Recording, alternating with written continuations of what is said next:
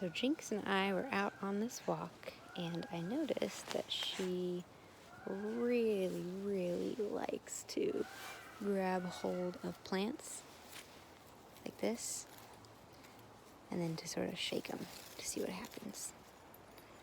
And then I noticed that there was a bumblebee sipping on what just looked like leaves over here. And then I started thinking, like, what if we took on the world with like the eyes of a bumblebee, or the eyes of a baby, or the beginner's eye? If we saw things kind of as if we were seeing them for the first time, how would that make it look different, or make us perceive things differently?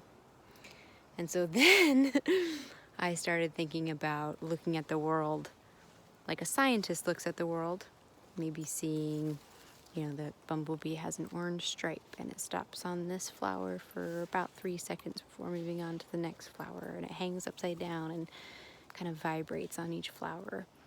And then I started thinking about looking at the world like an artist and noticing, like, kind of blurring my eyes and seeing things for like patches of color and overall texture.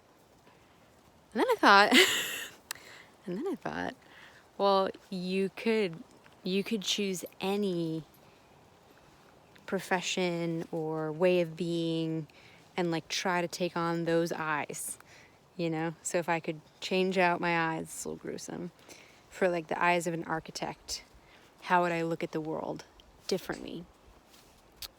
Would I see the structural materials that the trees are made out of? Or would I notice how tall and straight and self-supported these trees are?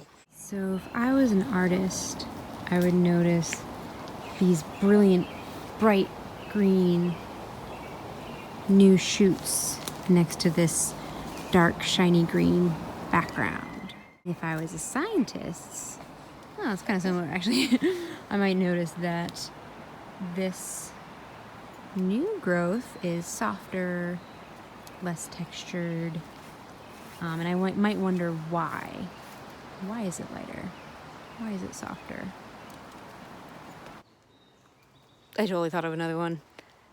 Some leaves were like falling over here and crunching, and then I started hearing some birds, and then I heard the car in the background, and I thought, oh, you could take on the eyes of a musician, even though like it's kind of like taking on the ears of a musician, but I'm just calling it eyes. So this is my challenge to you, is to take on different eyes, if you will.